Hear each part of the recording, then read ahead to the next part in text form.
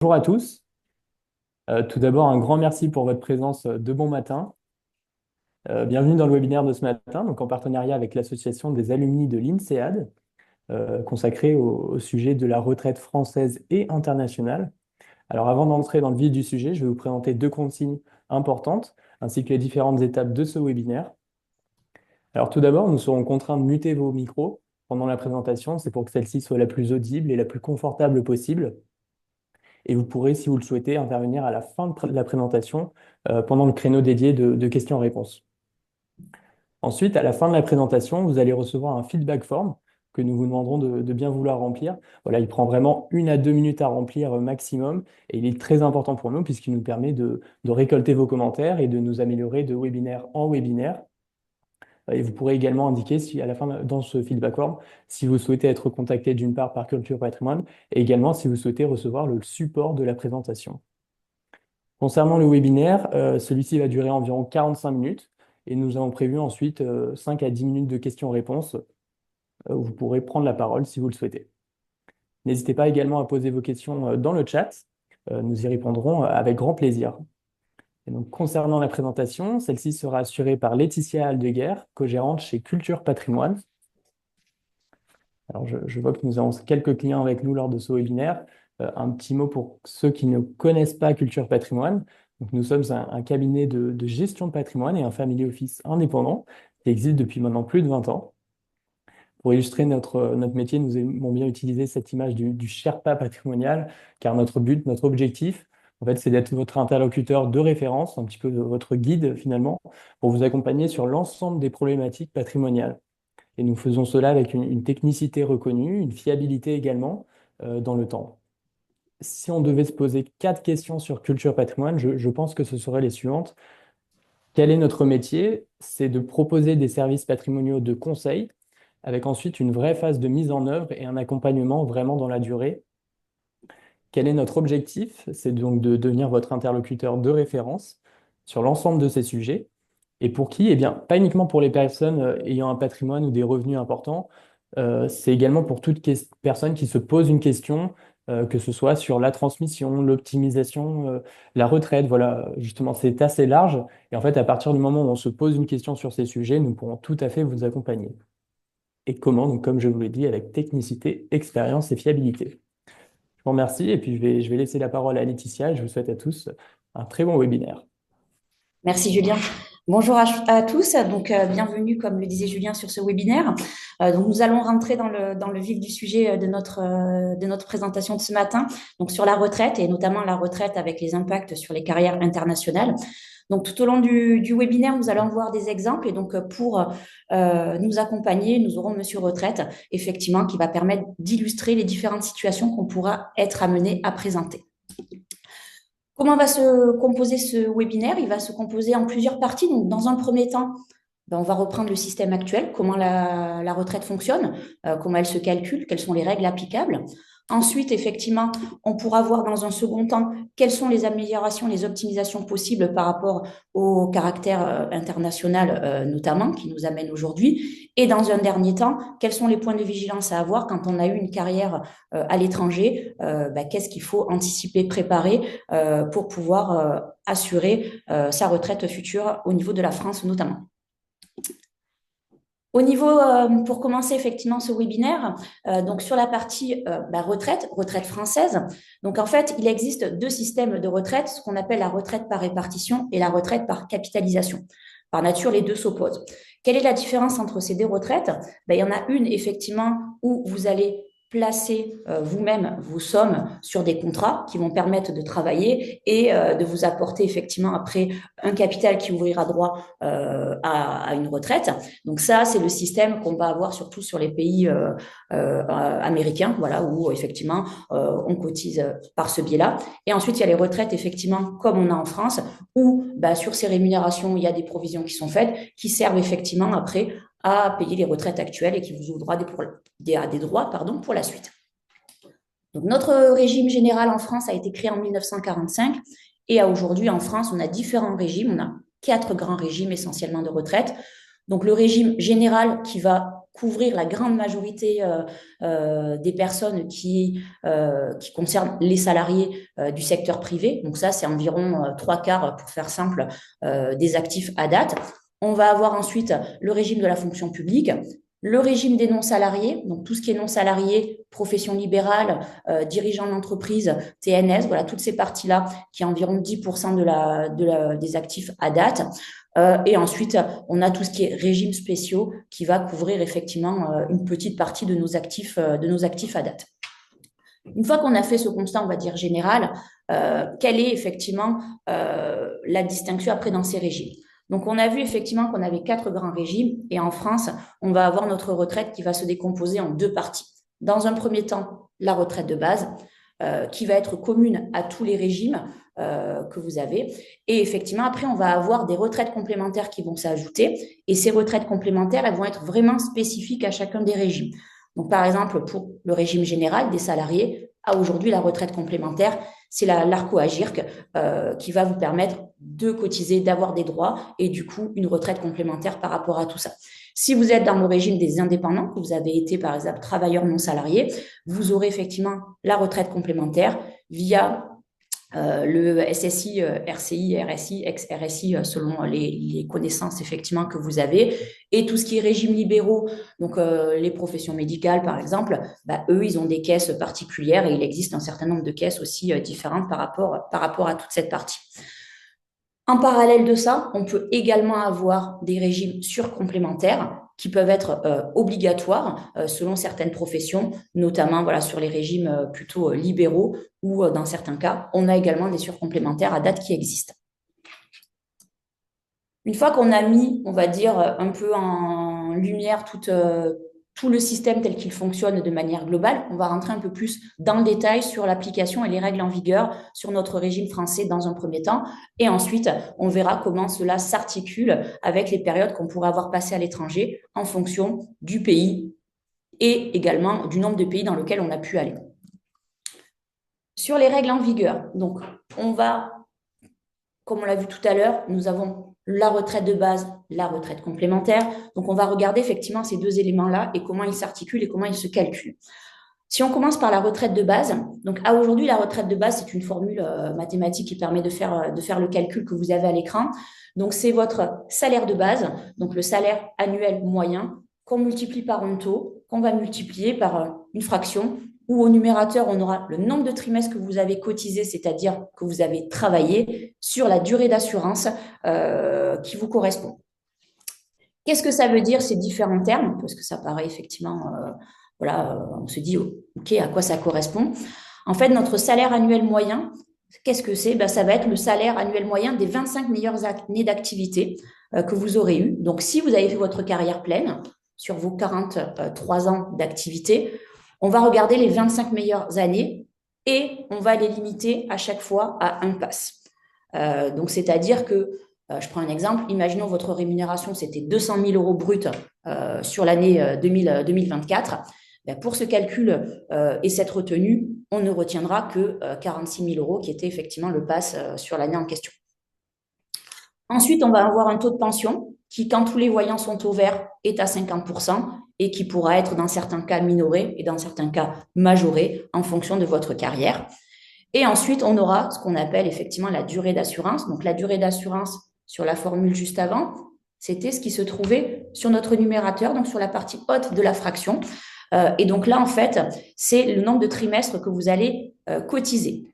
Comment on cotise ces trimestres? En fait, les trimestres, ils sont cotisés par rapport à la rémunération que vous percevez et pas du tout par rapport à la durée que vous travaillez sur l'année. Je m'explique. Ce n'est pas parce que vous faites une année pleine que vous aurez forcément que vous allez avoir les 4 trimestres. Pour avoir le trimestre d'assurance, il faut que vous ayez perçu, gagné 150 SMIC horaires. Donc, ça veut dire aujourd'hui que pour valider un trimestre, il faut environ avoir perçu 1 800 euros. Donc, vous voyez que pour faire ces 4 trimestres à l'année, si on est rémunéré 7 000 euros, de l'ordre de 8, cet ordre de grandeur-là, on a nos 4 trimestres sécurité sociale qui vont être présents, qu'on ait travaillé 1 mois, 2 mois, 6 mois, ça n'a pas d'incidence, c'est vraiment cette rémunération qui compte. Et ensuite, votre durée d'assurance, qui était la partie basse de notre fraction, elle est fonction de votre année de naissance. Et pour faire simple, sur les générations actuelles, quasiment depuis la réforme, il faut avoir 172 trimestres, donc 43 années travaillées. Je rentre pas dans le détail sur la partie fonctionnaire, qui a quelques petites particularités. Je reste vraiment sur la partie de base. Donc, on a vu effectivement que notre retraite de base, c'était une multiplication de différents facteurs qui vont être fonction de votre rémunération pour pouvoir définir effectivement chaque terme. La retraite de base, comme on le disait, notre salaire annuel moyen, c'est les 25 meilleures années. Qu'est-ce qui se passe si on a cotisé dans différents régimes, puisque ça, c'est le calcul pour chacun des régimes de base? En fait, notre salaire annuel moyen, nos 25 meilleures années, vont être proratisés en fonction de la durée d'assurance dans chaque régime. Par exemple, j'ai fait la moitié de ma carrière en tant que salarié, donc dans le secteur privé, l'autre moitié de ma carrière en tant que TNS, donc travailleur non salarié. Mon salaire annuel moyen, sur la première période de salarié, je considérerai la moitié de ma carrière, donc ça sera la moitié des 25 meilleures années, et sur l'autre, ça sera également la moitié des 25 meilleures années. Ce que je vous disais sur la durée d'assurance, c'est que elle est fonction de votre année de naissance. Donc là, vous avez le tableau qui a été remis à jour suite à la dernière réforme des retraites. Et donc, pour faire simple, toute personne qui est née depuis, à compter de 1973, aura 172 trimestres nécessaires pour avoir une retraite à taux plein. Donc, on parle de retraite à taux plein, là, effectivement, et après, on parle effectivement pour cette retraite, toutes nos durées d'assurance et nos trimestres. Donc, les trimestres, on a vu qu'on pouvait les acquérir via notre activité professionnelle en fonction de notre rémunération et maximum 4 par an. Mais il y a également des bonus qui sont présents par rapport aux enfants. Et notamment, on a des bonus pour enfants à charge et enfants élevés. Qui vont être de 4 trimestres pour chacune de ces spécificités. Donc, les 4 trimestres d'enfants à charge, ça va être pour la mère par défaut, puisque ça revient, c'est les trimestres pour avoir mis au monde un enfant. Donc, toute femme qui met au monde un enfant a droit par défaut à ces 4 trimestres. Et ensuite, on a également 4 trimestres pour enfants élevés. Et donc, ceux-ci étaient jusqu'à il y a quelques années réservés à la mère également. Et depuis maintenant quelques années, le père peut bénéficier de ces 4 trimestres d'enfants élevés. Attention, il y a quand même une petite subtilité sur ces trimestres-là qui est assez peu connue. C'est que la demande doit être faite si vous souhaitez que les trimestres soient alloués au père ou à l'autre personne, à l'autre conjoint. Vous avez effectivement 6 mois dans l'anniversaire des 4 ans de votre enfant pour faire la demande. Donc, vous voyez, c'est assez restreint. Si on passe ce délai, par défaut, les trimestres sont acquis à la maman et on n'a plus le droit de les faire valoir sur le père par rapport à tout ça. Donc, je parlais effectivement tout à l'heure de notre taux, juste ici au niveau de notre fonction qu'on a vue. Donc, ce taux, il peut être majoré ou minoré dans certains cas. Et effectivement, ça va dépendre du nombre de trimestres que vous avez cotisé. Comment ça fonctionne? En fait, on va avoir une décote si votre nombre de trimestres validés est inférieur à votre durée d'assurance. Donc, je vais prendre un cas simple. Personne qui est née après 1973, elle doit avoir 172 trimestres pour partir à la retraite à taux plein. Le jour où elle veut partir à la retraite, malheureusement, elle n'a que 170 trimestres. Donc, il va lui manquer 2 trimestres. Donc là, effectivement, elle va avoir un coefficient de minoration qui va s'appliquer qui correspond à 1,25% par trimestre manquant. Bien entendu, l'assurance retraite a mis un plafond parce que sinon, on peut vite avoir un taux qui se retrouve très bas. Et donc, imaginons, il vous manque 25 trimestres. L'administration considérera uniquement 20 trimestres dans le calcul de cette décote qu'on va appliquer. Ça veut dire quoi? Ça veut dire que sur notre formule tout à l'heure qu'on avait, où on mentionnait un taux qui était à 50% quand tous les voyants étaient au vert, c'est-à-dire quand vous aviez le nombre de trimestres nécessaires au niveau de votre durée d'assurance, si jamais il vous manque des trimestres, ce 50% au minimum, il sera de 37,5%. Parce que si on applique effectivement les 20 trimestres, qui est le plafond avec les 1,25, ça veut dire que notre taux ne peut pas être plus bas que les 37,5 que je viens d'indiquer. En parallèle de ça, on a également la possibilité d'avoir une surcote. Donc ça, c'est à l'inverse. Si vous décidez de travailler ou que vous avez travaillé plus que les 172 trimestres nécessaires, ben dans ce cas-là, vous allez avoir une majoration sur le même principe, le même taux et dans les mêmes limites de 20 trimestres au maximum. Donc, tous ces éléments-là, effectivement, vont permettre de calculer votre pension de base. Et après, je le redis, parce qu'effectivement, c'est bien de l'avoir en tête. Donc, la pension de retraite de base, on a vu que tout à l'heure, c'était le salaire annuel moyen, les 25 meilleures années qui vont être multipliées par 50% fois une fraction qui, quand tout va bien, c'est 1, cette fraction. Et on a également vu que le salaire annuel moyen, il était plafonné à chaque fois au PASS. Donc, on voit assez vite que cette pension de retraite de base, elle va être de 50% du PASS. Et donc, ça ne va pas être le gros montant de notre retraite, puisque le PASS a aujourd'hui, qui est à 47 000 euros, si on prend 50%, on est environ, j'arrondis, à 24 000 euros à l'année, 24 000 euros à l'année brute par mois. Voilà, on va avoir 1 500 euros à peu près net en poche sur cette partie de retraite qui sera le montant maximum qu'on peut espérer sur la retraite de base quand tout va bien. La retraite de base, je fais une petite parenthèse également, vous avez droit à une réversion sur cette dernière. Donc, pour bénéficier de la réversion, et qu'est-ce qu'est la réversion? Donc, la réversion, c'est si malheureusement il vous arrive quelque chose, votre conjoint peut avoir droit, ou ex-conjoint peut avoir droit à une partie de cette retraite. Donc, pour pouvoir en bénéficier, il faut avoir été marié. Voilà. Donc, ça veut dire quoi? Ça veut dire qu'aujourd'hui, si vous êtes dans une situation de pax ou de concubinage notoire, la réversion ne s'appliquera pas à votre partenaire. Donc ça, c'est aussi un point à avoir en tête parce que voilà, ça ne couvre pas votre partenaire ni votre concubin par cette partie-là. Il faut que la personne ait minimum 55 ans pour pouvoir prétendre à la réversion. Et petite subtilité sur la retraite de base, en fait, il y a un plafond de ressources au-delà duquel la réversion n'est pas perçue ou est réduite. Donc, pour faire simple, si votre conjoint a des revenus qui sont de l'ordre de 24 000 euros ou supérieurs, il n'a pas le droit à de réversion sur votre retraite de base. Et le montant, le pourcentage, je ne rentre pas dans les détails, c'est 54% pour faire simple de la réversion du montant que vous avez de retraite de base, avec éventuellement, en fonction des enfants, des majorations qui peuvent s'appliquer. Donc là, ce qu'on voit, effectivement, première partie, retraite de base, qui se calcule selon votre rémunération et la durée de trimestre que vous avez cotisé, avec effectivement en tête que c'est quand même un petit bout de la retraite globale, puisque cette dernière est quand même plafonnée à 50% du PASS. On a vu tout à l'heure que notre retraite, elle se décomposait en deux bouts, donc la retraite de base et la retraite complémentaire. Donc la retraite complémentaire, c'est celle qui va vous ouvrir le droit, en fonction de votre rémunération, à la grosse partie de votre retraite globale. Comment elle fonctionne? Donc, contrairement à la première, qui était effectivement une formule mathématique, celle-ci va être également basée sur une formule, mais en fait, vous allez cotiser et ces cotisations vont vous donner droit à des points. Donc, je le redis, plusieurs caisses en fonction du régime, mais le principe est le même. En fonction de la rémunération que je perçois, je vais acquérir des droits et des droits sous forme de points.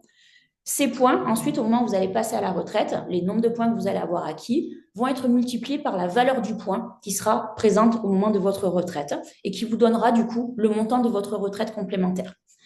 De la même manière que sur la retraite de base, on aura une décote, on aura une surcote. C'est-à-dire que si vous n'avez pas le nombre de trimestres requis pour pouvoir partir à la retraite, je prends toujours le même exemple que tout à l'heure pour que ce soit parlant, donc une personne qui est née après 73, qui a besoin de 172 trimestres et qui part, il lui manque des trimestres, il va y avoir une décote qui va s'appliquer également sur la retraite complémentaire. À l'inverse, si elle part après et qu'elle a cotisé plus de 172 trimestres, elle va majorer sa retraite complémentaire dans les mêmes conditions. Et de la même manière qu'on a vu tout à l'heure qu'il y avait une réversion sur la retraite de base, nous avons également une réversion sur la retraite complémentaire. Les conditions sont assez proches de la retraite de base. La grosse différence, c'est que sur celle-ci, il n'y a aucune condition de ressources. Ça veut dire quoi? Je reprends mon exemple également que je mentionnais tout à l'heure.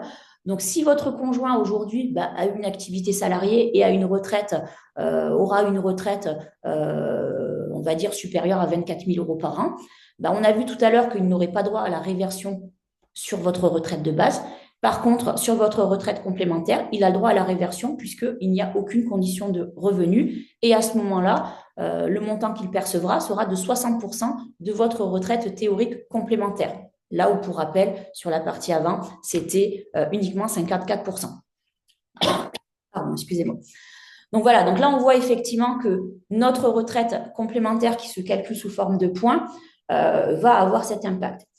Ce que je n'ai pas dit également sur la retraite complémentaire, c'est que votre rémunération qui vous ouvre droit à des points, en fait, si vous avez une rémunération très importante, qu'est-ce que j'appelle sur rémunération importante et très importante, c'est qu'à aujourd'hui, les droits sont ouverts sur une rémunération qui va de 0 jusqu'à 8 passes, donc 8 fois 47 000 euros. Si jamais votre rémunération dépasse ce montant-là, bah, du coup, toute la rémunération supplémentaire n'ouvre droit à aucun droit retraite complémentaire par rapport à tout ça. Donc, maintenant qu'on a vu le schéma, on va dire, sur la France, puisque là, on a parlé effectivement que des périodes françaises. Je n'ai pas parlé sur les trimestres parce qu'il y a des spécificités, si vous avez été au chômage, la prise en compte, si vous avez fait un service militaire, voilà, toutes ces parties-là aussi, il y a des règles de prise en compte de ces trimestres-là qui sont appliquées. Je ne rentre pas dans le détail, mais voilà, tous ces trimestres sont quand même bien pris en compte dans votre carrière française par rapport à tout ça. Donc maintenant, on va voir, voilà, ben, on a de plus en plus des carrières, on va dire, internationales. Et qu'est-ce qui se passe ben, quand on part à l'étranger et quel impact ça va avoir sur notre carrière française? Alors, il faut déjà Laetitia, faire... Oui. excuse-moi de t'interrompre. Peut-être avant de passer à la deuxième partie, il y a deux petites questions dans le chat. Peut-être qu'on peut y répondre maintenant. On a une première question concernant les trimestres de paternité, concernant un enfant donc élevé.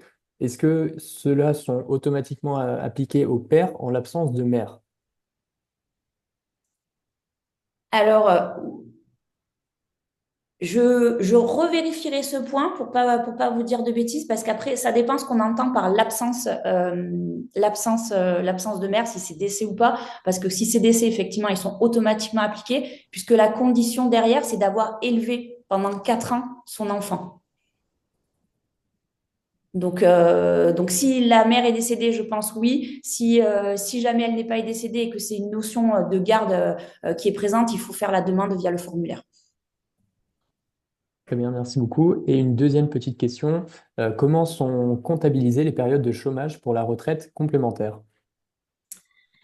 Alors, pour la retraite complémentaire, donc pour la retraite de base, donc c'est par période de chômage, donc c'est par période de 90 jours, ça ouvre droit effectivement à un trimestre dans la limite de 4 par an. Et sur la partie complémentaire, en fait, c'est par rapport à la rémunération que vous avez et il y a des bouts de droits complémentaires qui sont acquis en fonction de votre rémunération qui est considérée par rapport au chômage. Merci Laetitia. Pas d'autres points sur le chat. On continue sur la partie du coup période étranger. Ouais. Donc, ce que je disais, donc sur les périodes à l'étranger, il va falloir distinguer est-ce que vous allez être sous ce qu'on appelle le statut détaché ou sous le statut expatrié. Qu'est-ce que ça veut dire effectivement ces deux statuts? Donc, il y a la définition qui a été reprise. Donc, une personne qui est détachée à l'étranger, c'est une personne qui va être mise temporairement au service d'une société hors de France. Et donc, dans ce cas-là, elle va garder son contrat français et du coup, elle va rester affiliée au régime de retraite français. Donc, elle va continuer à cotiser selon les règles que j'ai présentées juste avant. Une personne qui va être expatriée, donc là, en fait, c'est une personne qui part hors de France de manière illimitée et qui va avoir un contrat local avec le pays dans lequel elle va aller travailler. Dans ce cas-là, elle ne cotise plus en France et elle va commencer à cotiser au régime de retraite du pays d'expatriation en fonction effectivement des conditions du pays. Donc, on voit bien dans ce second cas, l'expatriation, ben, vu qu'on ne cotise plus en France, ben, du coup, si on part 10 ans à l'étranger, ben, qu'est-ce qui se passe sur ces 10 ans pour la France et comment on peut faire jouer éventuellement ces 10 ans en France? Parce que si on ne les fait pas jouer, ben, on va se retrouver avec des périodes incomplètes. Et comme on l'a vu tout à l'heure, ben, ça va entraîner une décote et donc un malus sur notre calcul de retraite français. On va avoir dans ce cas-là effectivement 3 cas de figure qui vont être fonction du pays dans lequel vous allez vous expatrier. Donc, à aujourd'hui, les règles ont été quand même très bien établies par rapport à tout ça.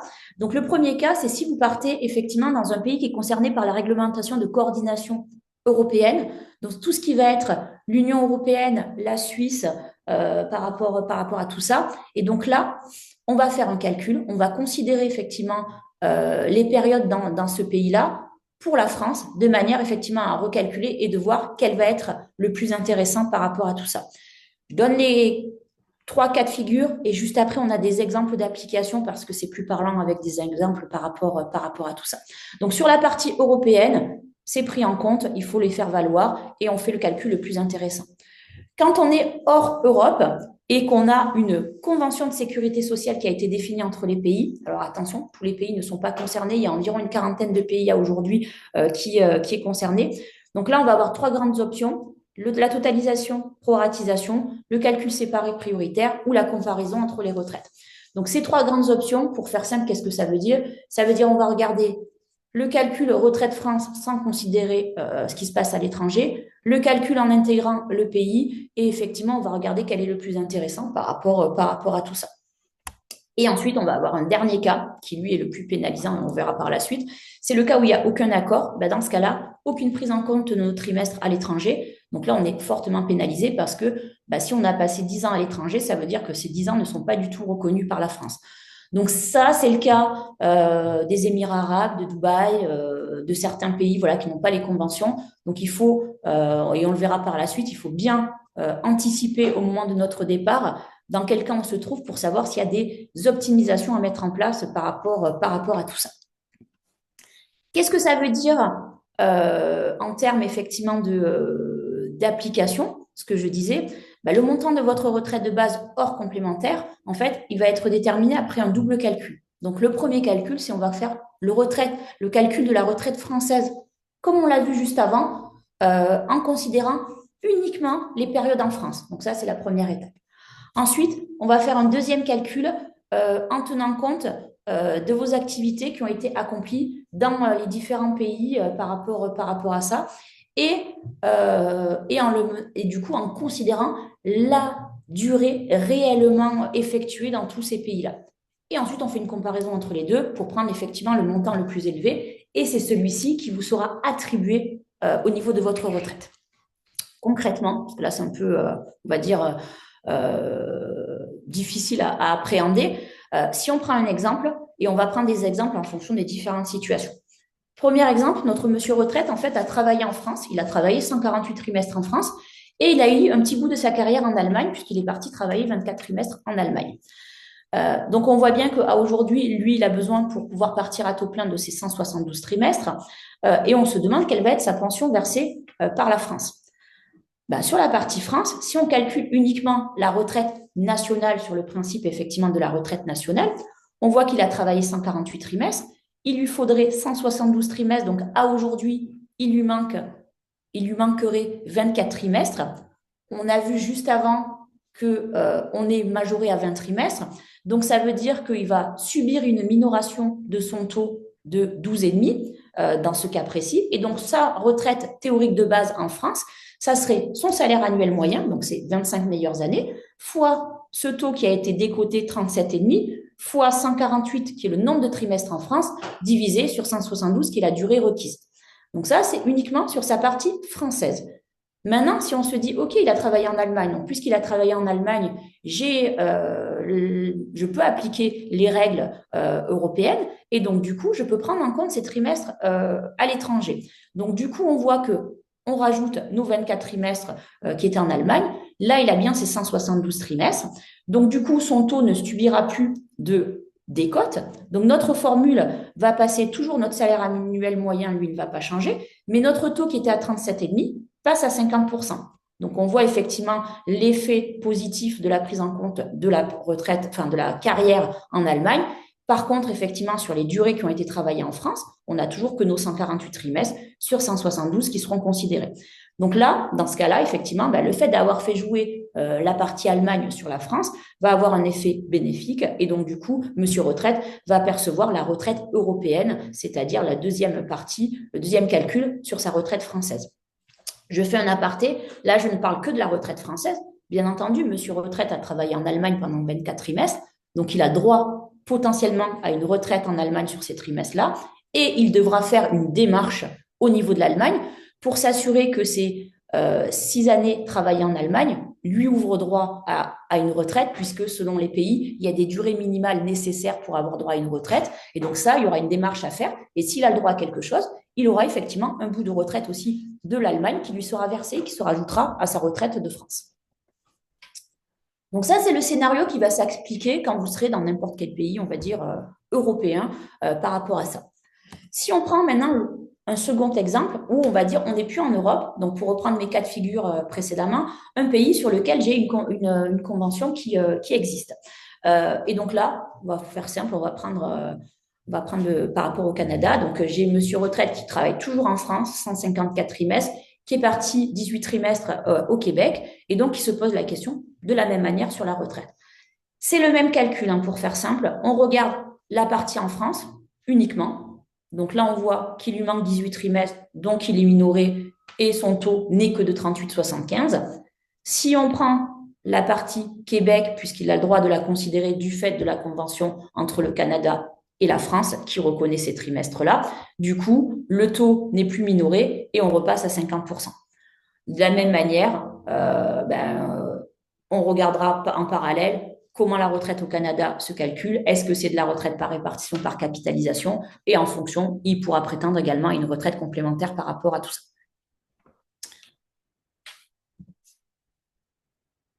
Un autre cas, qu'est-ce qui se passe quand j'ai multiplicité de périodes à l'étranger?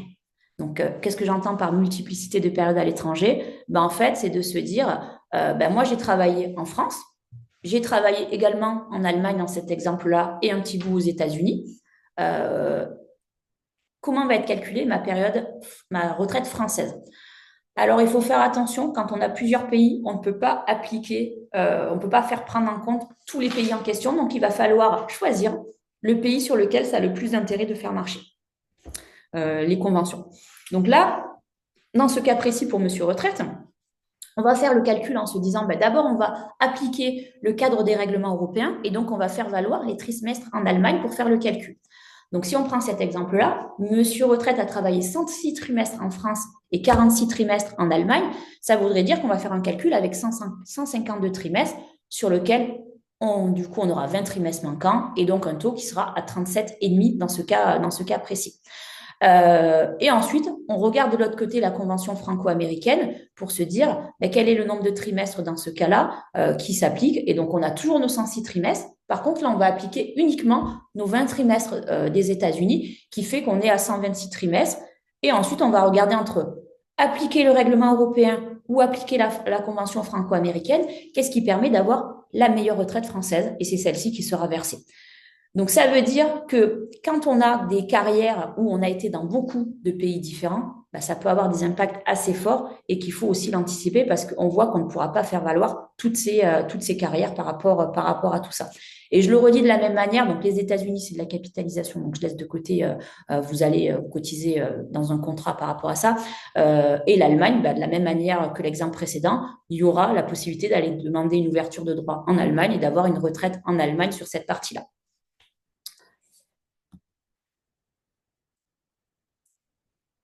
Dernier cas qui est la même chose, où on a rajouté la spécificité de se dire j'ai en plus un autre pays. Donc voilà, donc là, vraiment multitude de pays. On regarde les différents cas et on va regarder ce qui est le plus intéressant.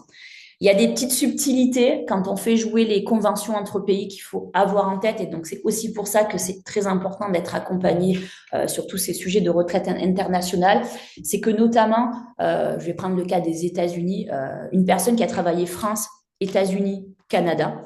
Donc, on voit que du coup, on aurait la convention franco-américaine et la convention franco-canadienne à voir pour application. Et selon celle qu'on va faire jouer, dans certains cas, on peut quand même faire valoir les deux pays en question. Je m'explique. C'est que la Convention canadienne, notamment, prévoit dans ses règles la prise en compte des trimestres et des périodes passées dans les pays limitrophes. Donc, en fait, si on fait jouer une première convention, elle va permettre de faire récupérer automatiquement les trimestres aux États-Unis, alors que dans l'autre sens, par exemple, c'est pas possible. Et donc, voilà. Donc, il y a des petites subtilités à avoir en tête sur toutes ces parties de convention. Et donc, voilà, c'est quand même très important aussi de se faire accompagner par rapport à tout ça.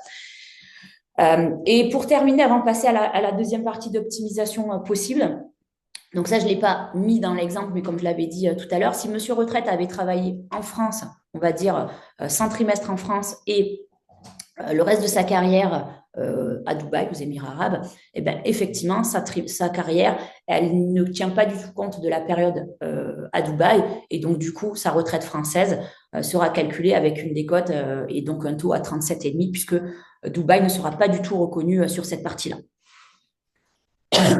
Excusez-moi. Donc voilà sur la partie, on va dire, et les spécificités sur les carrières internationales et comment ça s'applique. Donc je ne sais pas s'il y a des questions dans le chat, Julien. Oui, tout à fait. Il y a de nombreuses questions. Merci Laetitia. Alors la première question, c'est pour les pays membres de l'Union européenne, une fois les trimestres validés, touche-t-on de l'argent de chacun des pays ou est-ce un versement unique mensuel de la retraite française?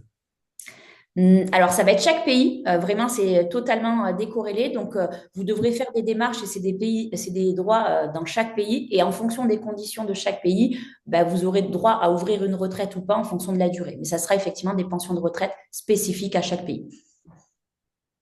Merci. Deuxième question, est-ce qu'une demande de retraite suspend une demande préalable de documents type chômage indemnisé, régulation de carrière ou encore évaluation de retraite personnelle, relevé de carrière? Et si oui, comment faire vu les délais de traitement de la CNAV? Merci. Euh, donc, je vais reformuler juste pour être sûr d'avoir compris. Donc, le point, c'est de se dire, si on est au chômage et qu'on lance une demande de retraite, est-ce que ça arrête notre chômage le temps que la retraite se valide? Je ne sais pas si c'était ça l'objet de la question. Je pense que c'est ça. Si la personne peut nous confirmer dans le chat.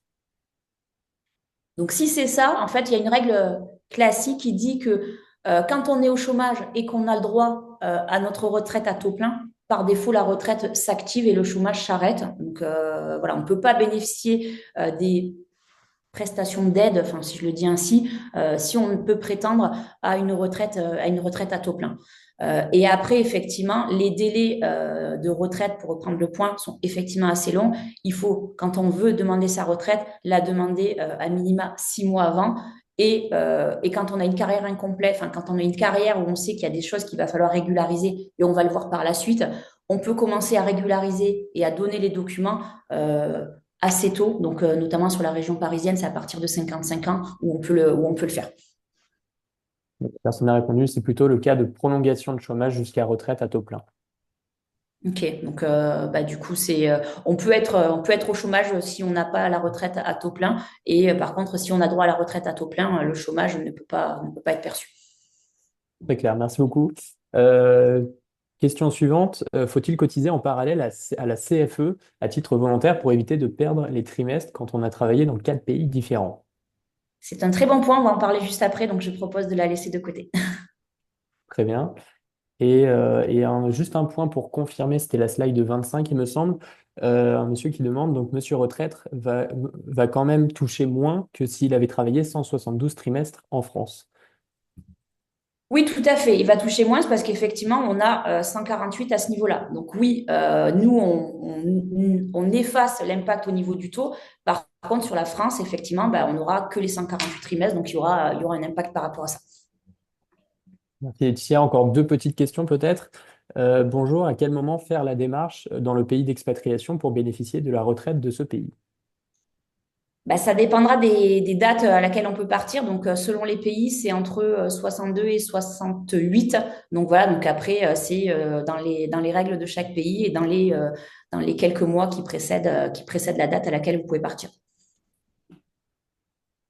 Et qu'en est-il quand on a travaillé dans un pays qui a par la suite quitté l'Union européenne? Exemple, le Brexit. Alors, je fais une micro-parenthèse sur le Royaume-Uni. Donc, le Royaume-Uni, avant le Brexit, c'est la règle des règlements européens qui s'appliquent. Depuis le Brexit, c'est la règle des conventions.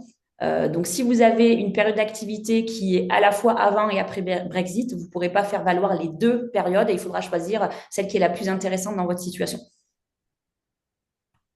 Merci Laetitia. Et on a une toute dernière question et après je m'arrête. La CNAV va compter tous les pays européens car c'est l'Union européenne qui est considérée pas pays par pays. Vous confirmez? Oui, je confirme si j'ai bien compris, c'est de se dire qu'on considère tous les pays européens et pas uniquement pays Allemagne, Espagne et autres. C'est ça le point, mais oui, je confirme. Ça marche. Merci beaucoup, Laetitia. Donc, ce que je propose, c'est de passer sur la partie amélioration, optimisation possible. Et par rapport à une des questions du chat, effectivement, aujourd'hui, qu'est-ce qu'on peut faire quand on est dans le cas de multiples pays et du coup d'une partie qui n'est pas prise en compte sur la France? On va avoir la première partie qui est effectivement l'assurance volontaire, donc toute la partie CFE. Donc, cette partie-là, qu'est-ce que c'est? En fait, c'est de se dire, moi, je sais que je pars à l'étranger et je ne vais pas pouvoir faire valoir ces périodes en France. J'ai la possibilité quand même de continuer à cotiser à ma retraite de base, la sécurité sociale auprès de la CFE. Et donc pour cela, effectivement, il faut faire une inscription, une demande, et vous allez payer des cotisations qui vous ouvriront droit à vos trimestres sécurité sociale. Donc voilà, donc ça, c'est des démarches qu'on peut faire avant de partir, une fois qu'on est parti, et même après voilà, son départ par rapport à ça. Il y a une petite condition, il faut quand même avoir une durée minimale d'affiliation au régime français pour pouvoir y adhérer parce que les conditions après derrière de versement de pension, il y a des durées minimales par rapport à tout ça. Donc, pour répondre à la question qui était dans le chat, donc oui, aujourd'hui, quand on part à l'étranger en fonction de là où on va, on peut avoir un intérêt à cotiser effectivement à la CFE. Et après, il faut bien poser voilà, vraiment tous ces calculs de se dire quelle va être ma carrière anticipée par rapport à tout ça pour se dire est-ce que ça a un réel intérêt derrière entre ce que ça va me coûter, ce que ça va me rapporter. Mais il y a cette opportunité qui est présente. Et on n'est pas obligé de le faire dès le départ, on peut le faire un petit peu plus tard. Donc ça, c'est la première optimisation. Et après, comme en France, on a la possibilité aussi de racheter des trimestres, on va dire pour période incomplète, les années d'études notamment quand on est en France. Quand on est à l'étranger, on va aussi avoir la possibilité de racheter des trimestres si on le souhaite sur ces périodes à l'étranger. Et donc, voilà, il y aura toujours cette condition d'avoir été affilié quand même sur une certaine durée au régime français. Et après, le coût du rachat en lui-même, je ne rentrerai pas plus dans le détail, mais le coût du rachat d'un trimestre sera calculé de la même manière que celui des années d'études ou années incomplètes. Donc, pour faire simple, c'est fonction de votre âge, fonction de votre rémunération et fonction des revenus perçus sur les dernières années. Donc voilà. Mais à aujourd'hui, on peut également racheter des trimestres pour aller optimiser, faire travailler au mieux notre durée de retraite. Et toutes ces optimisations-là, il faut les poser parce que ça a un coût. Et après, des fois, on a vu qu'en fonction de la période et de la durée totale, si finalement ça ne crée pas suffisamment de trimestres pour permettre d'effacer la minoration maximale dont on parlait des 20 trimestres, des fois, il peut ne pas y avoir d'intérêt à cotiser à la CFE quand même par rapport à tout ça. Je propose de faire la partie 3 sur les points de vigilance et après d'ouvrir les questions complémentaires de manière globale compte tenu du timing, Julien, si ça te va.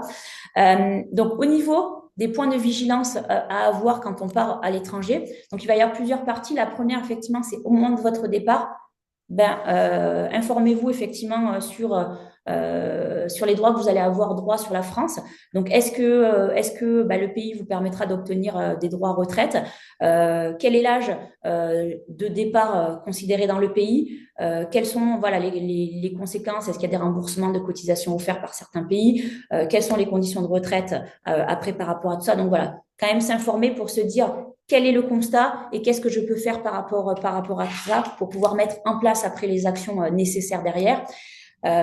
Si vous partez dans un pays qui est lié dans un accord de sécurité sociale, donc voilà, toujours la même chose, les retraites minimales, l'âge de départ, ce que prévoit effectivement le régime étranger. Donc ça, c'est assez important parce qu'il y a beaucoup de pays où c'est 5 ans minimum. Donc si vous ne restez pas minimum 5 ans, ça vous ouvrira droit à rien alors que vous avez quand même cotisé là-bas.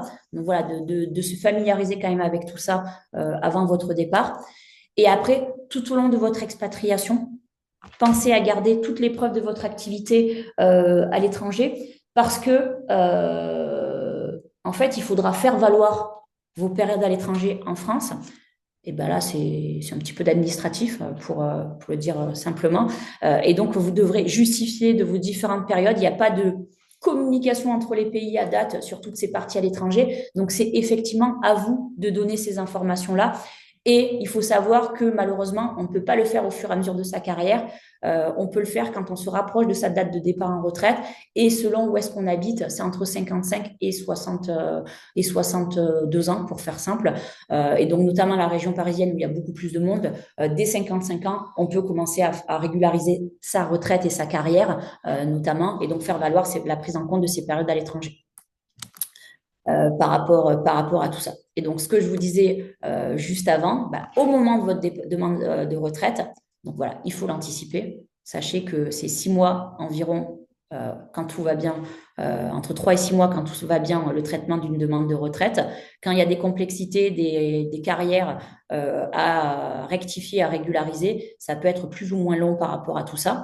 Donc la retraite, elle n'est pas calculée de façon automatique, hein. C'est vraiment vous qui devez faire une démarche et aller la demander. Et donc, il faut déposer une demande dans votre pays de résidence. Donc, si vous êtes en France, au moment de votre retraite en France, si vous êtes dans un autre pays là où vous avez travaillé, dans le pays où vous avez également travaillé, et également dans tous les pays où vous avez travaillé par rapport à ça, pour que ça puisse s'appliquer après derrière. Donc voilà, donc pensez bien à ça et anticipez surtout votre régularisation de carrière. Et donc ça, on peut le faire effectivement par rapport à votre résidence et à partir de 55 ans. Gardez en tête cet élément-là et donc conservez bien tous les justificatifs pour après faire valoir par rapport à tout ça. Donc ça termine effectivement les éléments sur cette présentation retraite et retraite internationale. Donc comme on l'a vu jusqu'à maintenant, donc il y a quand même beaucoup de subtilités par rapport aux différents pays, l'application, la lecture des conventions également quand on a des pays liés avec des conventions par rapport à tout ça. Donc, il est quand même important d'être accompagné effectivement sur toutes ces problématiques-là. Et donc, nous, juste pour faire une petite aparté, une petite précision, donc Culture Patrimoine intervient beaucoup sur tous ces sujets de retraite, et notamment retraite internationaux. On accompagne effectivement nos clients dans toutes leurs démarches. Et donc, si vous souhaitez aujourd'hui avoir un accompagnement par rapport à la retraite, savoir ce qu'il en est, quels sont les montants attendus, les optimisations possibles, la prise en compte de vos différentes carrières à l'étranger en fonction de vos situations, effectivement, nous, aujourd'hui, on peut vous accompagner. On accompagne sous forme de lettre de mission avec des honoraires, voilà, qui vont commencer à partir de 2 275 € et en fonction de la complexité du dossier peuvent évoluer par rapport à ça. Et donc, on vous accompagne également par la suite sur tout l'accompagnement et la mise en œuvre, la mise en place des optimisations qu'on aura vues, mais également, en fonction de votre âge également, de la régularisation auprès de l'assurance retraite si vous êtes déjà dans les âges qui permettent de le faire. Comme, Merci. vas-y, Tu- Je reprends la main. Merci beaucoup Laetitia pour cette présentation. Alors juste avant de passer au créneau des questions-réponses, voilà, nous vous demandons de bien vouloir scanner ce QR code pour accéder au feedback form que j'ai mentionné au début du webinaire. Donc dans ce feedback form, vous pouvez indiquer notamment si vous souhaitez recevoir le support de la présentation et vous pouvez également indiquer si vous souhaitez être recontacté par Culture Patrimoine. Et je vais mettre le lien dans le chat également si le QR code ne fonctionne pas. Hop, voilà. Donc, nous tenons aussi à votre disposition pour un premier rendez-vous découverte sur votre situation, afin de déterminer ensemble les axes de valeur ajoutée. Voilà, je sais que certaines personnes hésitent car ils se disent que ce n'est pas pour eux, et c'est vraiment dommage puisque nous trouvons régulièrement des pépites en rendez-vous, et notamment pour le calcul de la retraite, où on peut apporter voilà, une vraie réelle plus-value. Et à noter aussi que le premier rendez-vous dure environ 1 heure et il n'est pas facturé. Donc voilà, n'hésitez vraiment pas à nous solliciter. Et on va laisser, je pense, 2 minutes le QR code, le temps que tout le monde puisse remplir le petit formulaire avant de passer aux questions-réponses. Merci beaucoup par avance.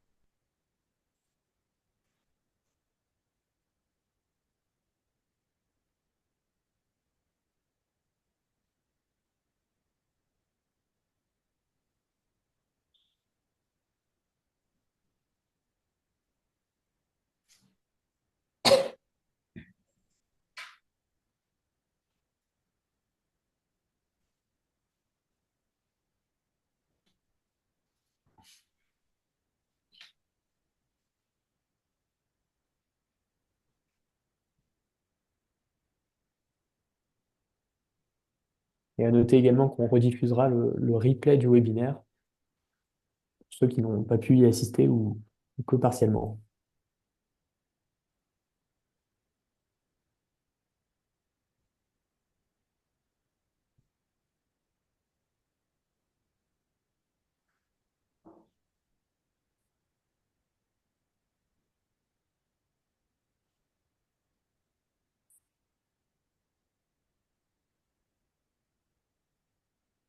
Merci beaucoup Bruno, et puis au plaisir de vous revoir.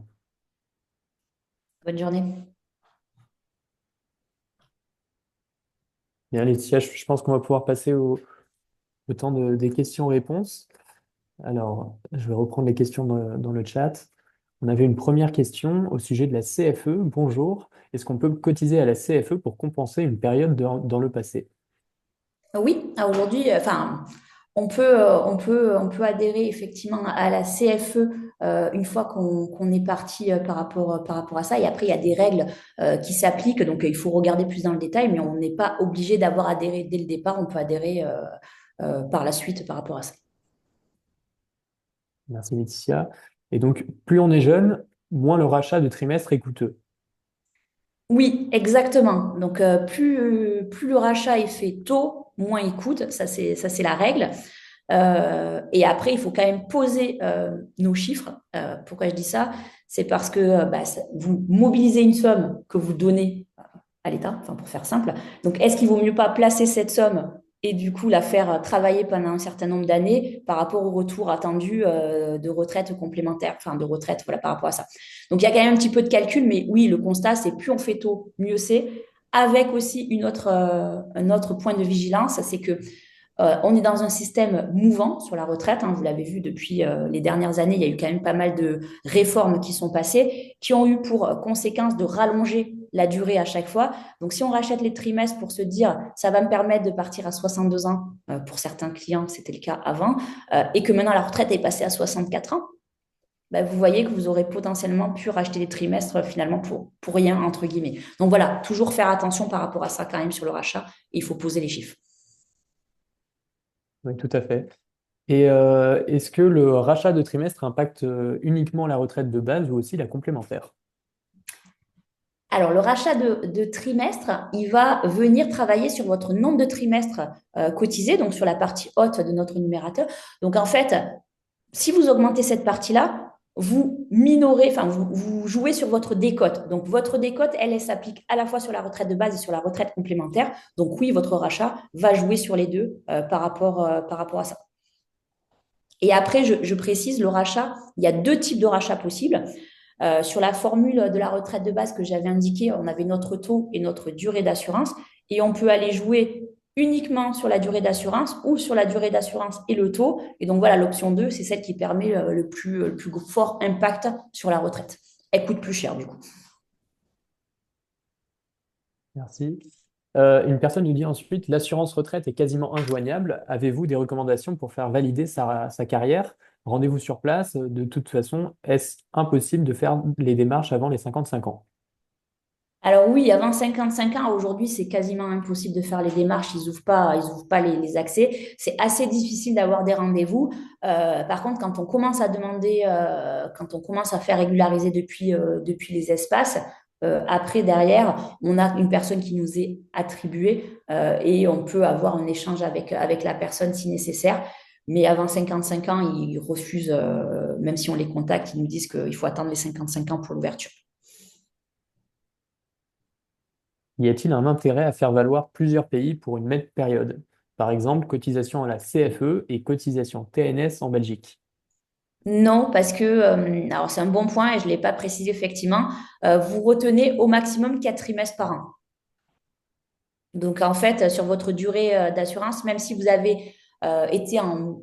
Alors je vais faire un pendant français. Imaginons en France, vous avez été à la fois salarié et TNS. Dans chacun des régimes, du coup, vous avez cotisé vos 4 trimestres. Donc par contre, pour la retraite de base de chacun des régimes, on a bien nos 4 trimestres qui sont considérés sur l'année. Par contre, sur l'année 2024, eh ben, on ne retiendra que 4 trimestres et pas 8. Donc, en fait, du coup, ça n'a pas d'intérêt de faire valoir deux périodes différentes sur la même année, puisque ça sera 4 trimestres au global. Le seul intérêt que ça peut avoir, je fais petite parenthèse, c'est si finalement, entre les deux, vous n'aviez pas 4 trimestres. Et là, effectivement, il faut faire valoir les deux pour bien arriver jusqu'à nos 4 trimestres. Merci Laetitia. Une personne nous dit qu'elle a fait une demande de régularisation qui n'a toujours pas été traitée par la CNAV 2 ans après la première demande, malgré les relances, et malgré le fait d'être maintenant à 5 mois de la retraite. Que faire? Que faire? Ben là, il faut pousser pour obtenir des rendez-vous par rapport à ça. Donc, il y a certaines antennes où on peut se rendre sur place, il y a un accueil, on arrive à obtenir les rendez-vous, mais là, il faut faire du forcing par rapport à ça. Donc, c'est passer à l'étape un peu plus dure, donc de forcing d'aller sur place. Et également, il y a quand même un serveur, donc je pense que vous avez appelé, mais voilà, il faut persévérer et ça peut être assez long dans le sens, pas duré, je parlais de le faire, refaire plusieurs fois et de passer du temps par rapport à ça. Et donc, c'est vrai que souvent, vous n'avez pas le temps. Donc, c'est aussi notre valeur ajoutée par rapport à ça. Pour la retraite complémentaire, comment est calculée la minoration en cas de durée de cotisation réduite? Est-ce que c'est le même pourcentage que pour la retraite de base? Oui, en fait, sauf que la retraite complémentaire, c'est par défaut, c'est votre nombre de points fois la valeur du point fois 100%. Et donc, en fait, c'est ce 100% qui va être minoré effectivement avec la décote. Donc, par rapport au trimestre, les 1,25 derrière de trimestre manquant dans la limite de 20, oui. Merci Laetitia. Peut-on racheter des points auprès des caisses de retraite complémentaires? Est-ce financièrement intéressant? Donc oui, on peut racheter des points. Donc, on a le rachat de trimestre dont on a parlé. On a également la possibilité de racheter des points Arco Agir si on est en salarié. Après, est-ce que c'est intéressant? Bah, ça coûte quand même assez cher. Et c'est pareil, faut poser le calcul pour voir par rapport à votre espérance de vie, le retour envisagé versus placer les sommes, de se dire est-ce que le jeu en vaut la chandelle? Donc ça, c'est un calcul à poser. Souvent, bon, je dirais pas tout le temps, mais assez souvent, c'est plus intéressant finalement de placer l'argent plutôt que d'aller racheter des points Arco Agir. Et nous avons ensuite encore deux questions. La première étant, quand on reçoit la retraite par capitalisation de l'étranger en un seul montant, quel est l'impact pour la déclaration de revenus en France? Alors ça dépend. Ça dépend des pays, ça dépend de plein de choses. Donc, c'est de l'étude au cas par cas. Et effectivement, la fiscalité peut être assez lourde par rapport à ça. Donc, il faut aussi anticiper derrière, notamment avec les États-Unis et la Dernière Suisse question. aussi. Merci beaucoup, Laetitia. Et dernière question, à moins que quelqu'un ait d'autres questions. Bonjour, une personne qui a eu seulement 10 ans en France et 35 ans en Allemagne, comment se calculent les 25 meilleures années, s'il vous plaît? On prend les 10 années de France uniquement. En fait, c'est 25 au maximum. Si jamais il y a eu 25 années, s'il n'y a pas eu 25 années, on prend les années qui sont présentes. Nous avons une nouvelle question. La CNAV refuse de communiquer le nom du gestionnaire, disent qu'ils sont en attente du Royaume-Uni. Or, le Royaume-Uni dit ne pas avoir été saisi par la CNAV. Que faire?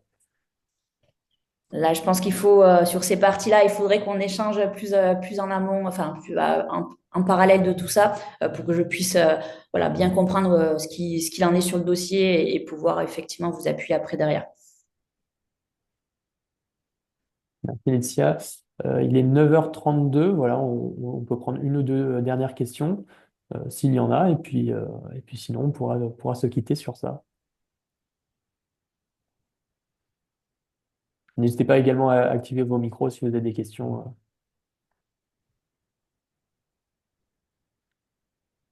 Et s'il n'y a pas de questions, je vous remercie et puis au plaisir de se retrouver lors d'un prochain webinaire. Ben, merci à tous. J'espère avoir pu apporter des éléments d'éclaircissement sur tous ces sujets complexes de retraite. Et puis, je vous souhaite une excellente journée. Merci beaucoup. Merci beaucoup. Bonne journée. Bonne journée. Merci, au revoir. Merci.